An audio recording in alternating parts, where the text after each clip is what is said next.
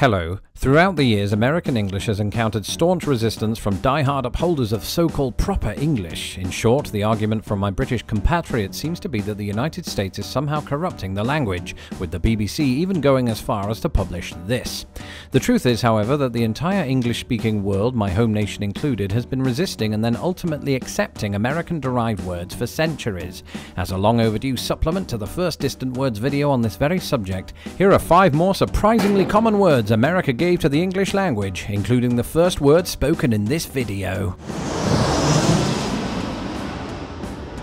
It's hard to believe, but one of the most common greetings in the English language only fell into use 170 years ago. The word hello, meaning you know what it means, is first attested from 1848 and is traced back to the American frontier at a time when the country was expanding west. Apparently, a descendant of holler, which has been traced back to the 14th century, and hallo, the modern-day spelling and pronunciation of hello, was the fortunate beneficiary of one of the most important inventions of the 19th century, the telephone.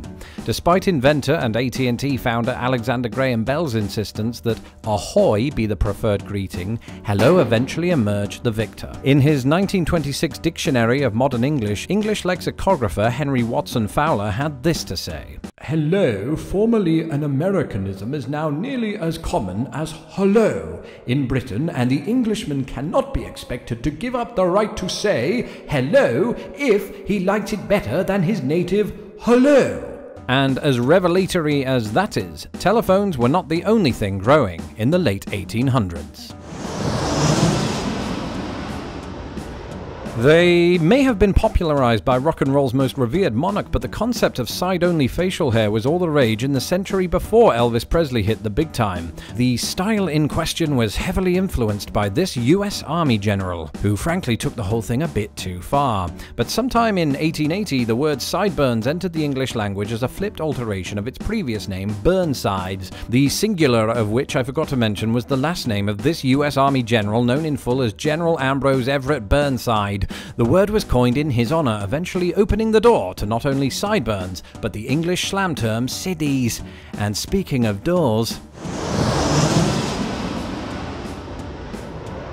given the British fixation with, well, willies, you'd be forgiven, though not necessarily forgotten, for thinking that any derivation containing the word knob emerged on the British side of the pond. However, not only did the term doorknob enter our language via the United States, so too did the concept.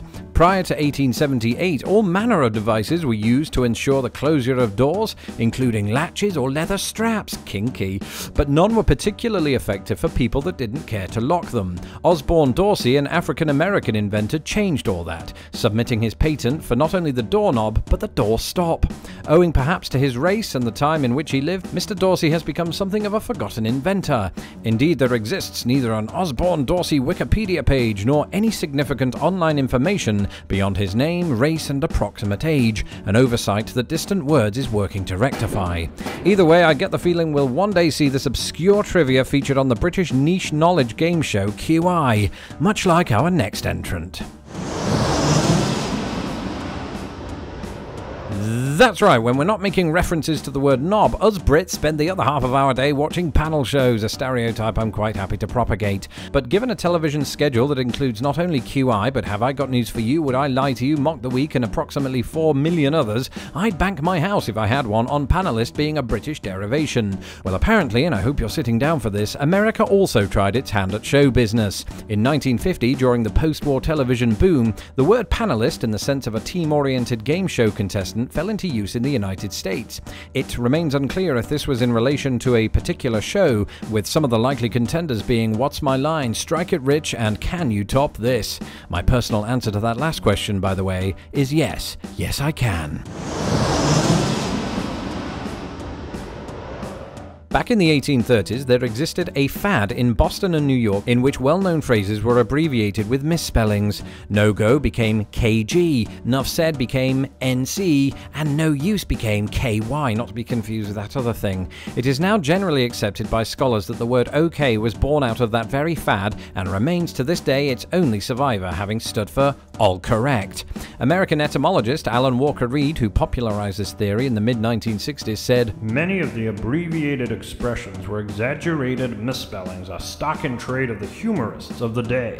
Quite astonishingly, the longer form OK didn't emerge until 1929. Indeed, before the latter's arrival onto the scene, President Woodrow Wilson once famously wrote the word thusly, believing, as dictionaries of the time would have him do so, that the word evolved from a Choctaw expression of the same spelling, a belief that has largely been discredited.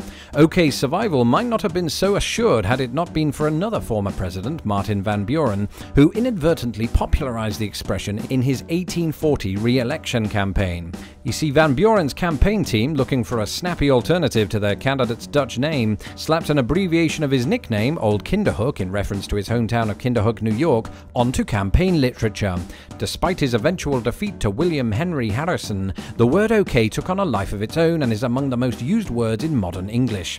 For that very reason, I might just have to grow a pair of Van Burens in his honor. Thanks for watching.